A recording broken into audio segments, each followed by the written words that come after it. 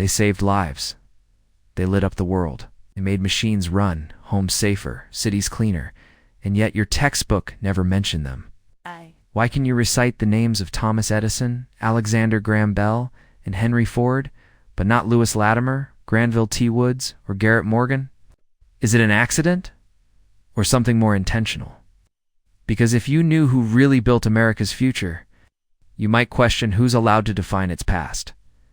Asterisk, it wasn't just ignorance, it was policy. Throughout the 19th and 20th centuries, black inventors weren't just sidelined. They were systemically erased from patent records, school curricula, and public consciousness. Many had to sell their ideas or file patents under white sponsors just to survive. A 2018 study by the Brookings Institution found that structural racism and segregation directly limited patenting opportunities for black inventors, even when they had the skills and the ideas. So the question isn't why these inventors were hidden. The question is, who benefited from keeping them in the shadows? Asterisk, you've heard of the light bulb? But the one Edison made burned out quickly and was far too expensive for everyday use. The version that actually worked? That was Lewis Latimer, born in 1848 to formerly enslaved parents. Latimer worked for both Alexander Graham Bell and Edison, helping Bell draft the original telephone patent, and later revolutionizing the light bulb with a longer-lasting carbon filament. He was a self-taught draftsman, engineer, and author of the first textbook on electric lighting, yet he's been reduced to a footnote or ignored entirely. Ask yourself, why doesn't the man who made light affordable have his name in every classroom? Asterisk, Granville T. Woods wasn't just a genius. He was so prolific. White inventors tried to impersonate him. Known as the Black Edison, Woods patented more than 50 devices, including improvements to the telegraph system that allowed trains to communicate while moving, a breakthrough that saved thousands of lives. When Edison tried to steal one of Woods' patents, he lost multiple times.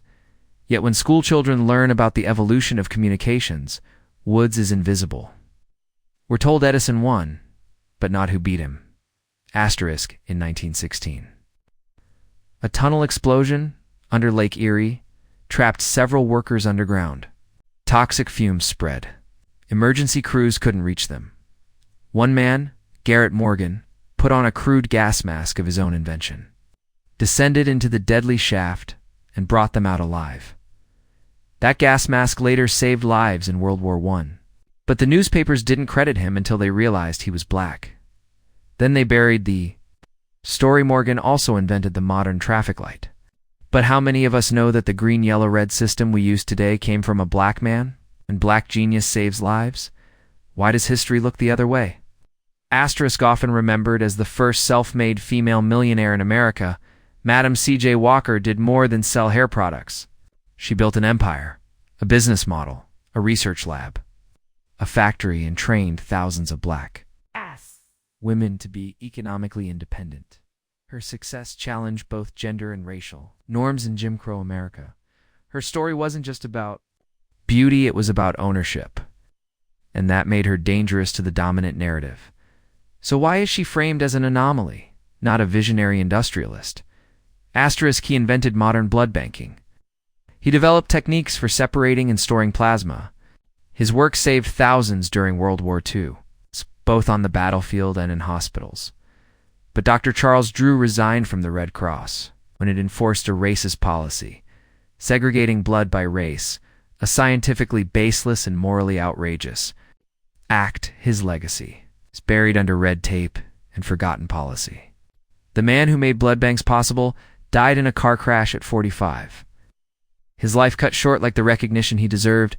Asterisk, today, grocery stores have frozen sections, hospitals have cold storage, vaccine distribution depends on refrigeration. That's thanks to Frederick McKinley Jones, who developed the first automatic refrigeration system for trucks and trains. He co-founded Thermo King, and in doing so, transformed how food and medicine move across the planet. His system was essential to Allied logistics in World War II, yet his name is absent from most war documentaries. If you can name Steve Jobs, why not Frederick Jones? Asterisk, none of this was accidental. White inventors had access to networks, investors, attorneys, educational institutions, and a press willing to amplify their names. Black inventors were denied patents, blocked from industry conferences, and in many cases, forced to sell their rights for pennies. According to Smithsonian Magazine, even when black inventors succeeded, they were often stripped of credit, or only allowed to innovate under the protection of white patrons. Erasure wasn't just cultural, it was strategic. Asterisk, despite it all, black innovation continued. In recent decades, names like Dr. Shirley Jackson, telecom pioneer, Otis Boykin pacemakers, and Mark Dean Coe, creator of the IBM PC, pushed boundaries in STEM, still struggles to make room for them. What stories would we tell? What future would we build if every student learned these names from childhood? And more importantly, who do we empower when we remember what was erased? Asterisk history is not a fixed object. It's a living document. It's time to revise it. Because the truth is, black inventors didn't just contribute. They defined the modern world, and they deserve to be written back into the story, not as side notes, but as origin points.